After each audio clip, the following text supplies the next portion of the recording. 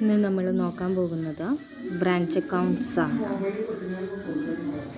അതായത് വലിയ organisations maximum അവരുടെ കസ്റ്റമേഴ്സിലേക്ക് അവരുടെ പ്രോഡക്റ്റ് എത്തുന്നതിന് വേണ്ടിയിട്ടും അതുവഴി സെയിൽസ് ഇൻക്രീസ് ചെയ്യുന്നതിന് വേണ്ടിയിട്ട് അവരുടെ ബിസിനസ്സിനെ അവർ സ്മോൾ യൂണിറ്റ്സ് ആയിട്ട് ഡിവൈഡ് ചെയ്യാണ്. ഇങ്ങനെ ഡിവൈഡ് ചെയ്യുന്ന യൂണിറ്റ്സ് സെയിം ബിൽഡിങ്ങിലാണുള്ളതെങ്കിൽ അതിനെയാണ് ഡിപ്പാർട്ട്മെൻറ്റ്സ് എന്ന് പറയുന്നത്. ഇപ്പോൾ ബ്രാഞ്ചസ് എന്താണെന്ന് നോക്കണം അല്ലേ. ഈ സ്മോൾ ഡിവിഷൻസ് ജോഗ്രഫിക്കലി സെപ്പറേറ്റഡ് ആണെങ്കിൽ പല ലൊക്കാലിറ്റിയിലാണ് ഇത് നിലനിൽക്കുക. സെയിം സിറ്റി ആവാം, അല്ലെങ്കിൽ ഡിഫറെൻറ്റ് സിറ്റീസിലായിരിക്കാം എന്ത് ചെയ്യുന്നത്, ഇങ്ങനെയുള്ള യൂണിറ്റ്സ് നിലനിൽക്കുന്നത്. അങ്ങനെയുള്ള ഡിവിഷൻസിനെയാണ് എന്തായിട്ട് പറയുന്നത്, ബ്രാഞ്ചസ് എന്ന് പറയുന്നത്. ഓക്കെ, ഈ ബ്രാഞ്ചസിനെ കൺട്രോൾ ചെയ്യുന്നതും ഓൺ ചെയ്യുന്നതിനുമായിട്ടൊരു മെയിൻ എസ്റ്റാബ്ലിഷ്മെൻറ്റ് ഉണ്ടായിരിക്കും. അതിനെയാണ് നമ്മൾ എന്തായിട്ട് പറയുന്നത്, ഹെഡ് ഓഫീസ് എന്ന് പറയുന്നത്.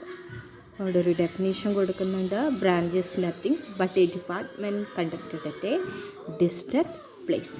ബ്രാഞ്ച് എന്ന് പറഞ്ഞാൽ എന്താ, ഒരു ഡിപ്പാർട്ട്മെൻറ്റാണ്. പക്ഷേ അത് നടത്തുന്നത് എവിടെയായിരിക്കും, ആ സെയിം ബിൽഡിങ്ങിലായിരിക്കില്ല, ഒരു ഡിസ്റ്റൻറ്റ് പ്ലേസിലായിരിക്കും. ഒരു രാജ്യത്തെ ഒരു സിറ്റിയിലായിരിക്കാം, അല്ലെങ്കിൽ ഡിഫറെൻറ്റ് സിറ്റീസിലായിരിക്കാം, അല്ലെങ്കിൽ മറ്റൊരു രാജ്യത്തായിരിക്കാം എന്ത് ബ്രാഞ്ചസ് ലൊക്കേറ്റ് ചെയ്യുന്നത്. ഇനി എന്തിനു വേണ്ടിയിട്ടാണ് ഇങ്ങനെ ബ്രാഞ്ചസ് ആയിട്ട് അല്ലെങ്കിൽ ഡിവിഷൻസ് ആയിട്ട് ബിസിനസ്സിനെ ഡിവൈഡ് ചെയ്യുന്നതെന്ന് പറയുന്നത്. ഒന്നാമത്തെ പർപ്പസ് എന്ന് പറയുന്നത് ഒരു ലാർജ് ഏരിയയിലേക്ക് നമ്മുടെ പ്രോഡക്റ്റിനെ മാർക്കറ്റ് ചെയ്യുന്നതിന് വേണ്ടിയിട്ട്. ദെൻ നെക്സ്റ്റ് എന്ന് പറയുന്നത് മിഡിൽ മാൻസിനെ അവോയ്ഡ് ചെയ്തുകൊണ്ട് ഡിസ്ട്രിബ്യൂഷൻ ചാനൽ കൺട്രോൾ ചെയ്യുന്നതിന് വേണ്ടിയിട്ട്. ഈ ഡ്യൂപ്ലിക്കേറ്റ് പ്രോഡക്റ്റ് എറൈസ് ചെയ്യാനുള്ള ചാൻസസിനെ എലിമിനേറ്റ് ചെയ്യുന്നതിന് വേണ്ടിയിട്ട്. ദെൻ മിഡിൽ മാനെ അവോയ്ഡ് ചെയ്തുകൊണ്ട് ബിസിനസ് സീക്രട്ട് കെപ്റ്റ് ചെയ്യുന്നതിന് വേണ്ടി.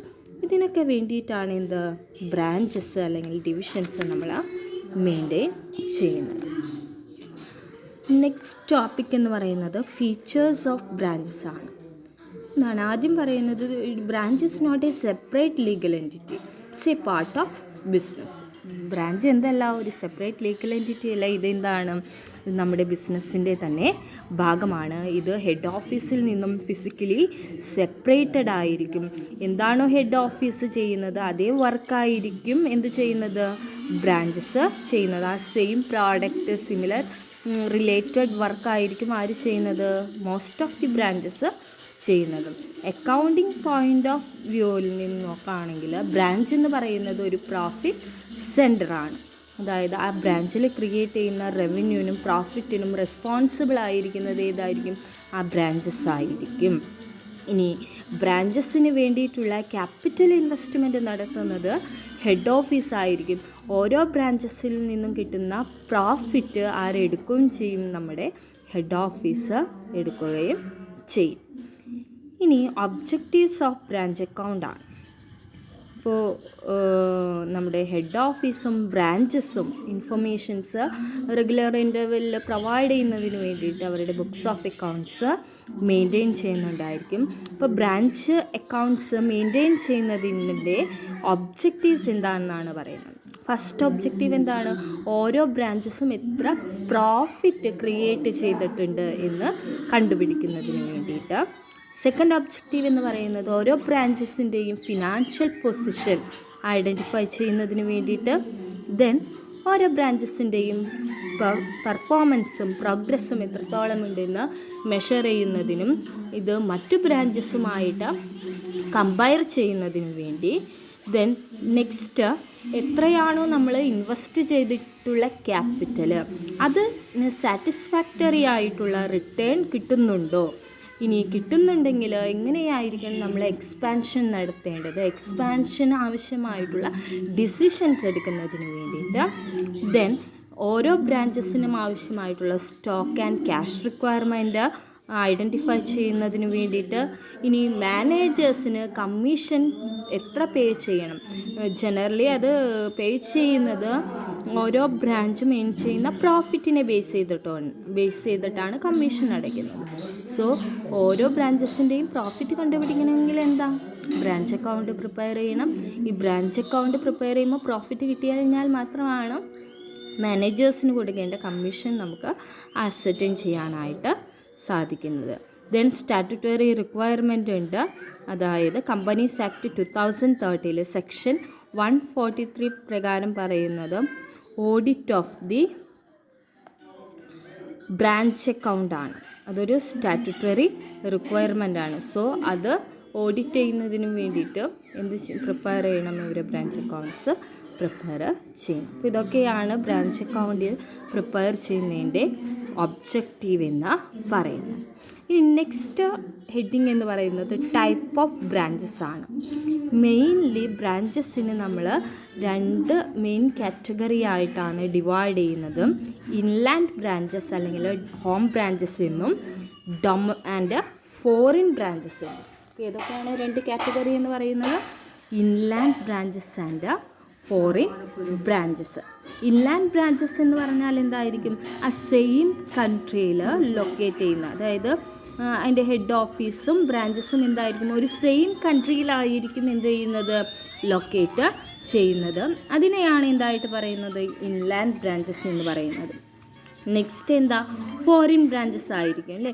ഫോറിൻ ബ്രാഞ്ചസ് എന്ന് പറയുമ്പോൾ ഹെഡ് ഓഫീസ് ഒരു കൺട്രിയിലും ബ്രാഞ്ചസ് മറ്റൊരു കൺട്രിയിലും ആയിരിക്കും എന്ത് ചെയ്യുന്നത്? ലൊക്കേറ്റ് ചെയ്യുന്നത്. ഇനി അതിൻ്റെ കറക്റ്റായിട്ടുള്ളൊരു ക്ലാസിഫിക്കേഷൻ്റെ ഒരു ചാർട്ട് അവിടെ കൊടുക്കുന്നുണ്ട്. ബ്രാഞ്ചസിനെ ഇൻലാൻഡ് ബ്രാഞ്ചസ് എന്നും ഫോറിൻ ബ്രാഞ്ചസ് എന്നും ഡിവൈഡ് ചെയ്യുന്നുണ്ട്.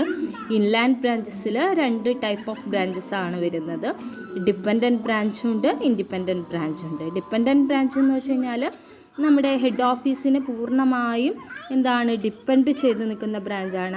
അവരുടേതായ ബുക്സ് ഓഫ് അക്കൗണ്ട്സ് ഒന്നും മെയിൻറ്റെയിൻ ചെയ്യുന്നുണ്ടായില്ല. അവർക്ക് വേണ്ടിയിട്ട് ഹെഡ് ഓഫീസ് ആയിരിക്കും എന്ത് ചെയ്യുന്നത്? ബുക്സ് ഓഫ് അക്കൗണ്ട്സ് മെയിൻറ്റെയിൻ ചെയ്യുന്നത്. ഇൻഡിപെൻഡൻറ്റ് ബ്രാഞ്ചസ് എന്ന് വെച്ച് കഴിഞ്ഞാൽ അവരുടേതായ രീതിയിൽ അവരുടെ ബുക്ക് ഓഫ് അക്കൗണ്ട്സ് മെയിൻറ്റെയിൻ ചെയ്യുന്നുണ്ടായിരിക്കും. ഹെഡ് ഓഫീസിനെ എന്ത് ചെയ്യുന്നുണ്ടായില്ല? ഡിപ്പെൻഡ് ചെയ്യുന്നുണ്ടാവില്ല. ഇനി ഫോറിൻ ബ്രാഞ്ചസിനെ വീണ്ടും 2 ആയിട്ട് കാറ്റഗറൈസ് ചെയ്യുന്നുണ്ട്. Branches having integral foreign operation, branches having non integral foreign operation. അപ്പോൾ നമ്മുടെ സിലബസ് അനുസരിച്ച് നമുക്ക് ഫോറിൻ ബ്രാഞ്ചസിനെ കുറിച്ച് ഇവിടെ പഠിക്കാനില്ല. നമുക്ക് പഠിക്കാനുള്ളത് ഇൻലാൻഡ് ബ്രാഞ്ചസിനെ കുറിച്ചിട്ടാണ്. അതിൽ ഡിപ്പെൻഡൻറ്റ് ബ്രാഞ്ചസിൻ്റെ അക്കൗണ്ടിങ് എന്താണെന്നും നോക്കുന്നുണ്ട്. ഇൻഡിപെൻഡൻറ്റ് ബ്രാഞ്ചസിൻ്റെ അക്കൗണ്ടിങ്ങും എന്താണെന്ന് നമ്മൾ ഈ ചാപ്റ്ററിലൂടെ പഠിച്ച് പോകുന്നുണ്ട്. ഓക്കെ, ഇനി ഡിപ്പെൻഡൻറ്റ് ബ്രാഞ്ചസ് എന്താണെന്ന് പറയുകയാണ്. They do not maintain full system of അക്കൗണ്ടിങ്. It's accounts are maintained by the head office. Dependent branches dependent ആയിരിക്കും. അവരുടേതായ രീതിയിൽ ബുക്സ് ഓഫ് അക്കൗണ്ട്സ് ഒന്നും മെയിൻറ്റെയിൻ ചെയ്യുന്നുണ്ടാവില്ല. ബുക്സ് ഓഫ് അക്കൗണ്ട്സ് ഒക്കെ മെയിൻറ്റെയിൻ ചെയ്യുന്നത് ആരായിരിക്കും? ഹെഡ് ഓഫീസ് ആയിരിക്കും. അതായത് ഹെഡ് ഓഫീസിലേക്ക് അവരുടെ റിപ്പോർട്ട്സും റിട്ടേൺ റിസീവ് ചെയ്തതൊക്കെ എന്ത് ചെയ്യുന്നുണ്ടായിരിക്കും? അയച്ചു കൊടുക്കുന്നുണ്ടായിരിക്കും. അതിനെ ബേസ് ചെയ്തുകൊണ്ടാണ് ഹെഡ് ഓഫീസ് പ്രിപ്പയർ ചെയ്യുന്നത്? അവരുടെ അക്കൗണ്ട്സ് പ്രിപ്പയർ ചെയ്യുന്നത്.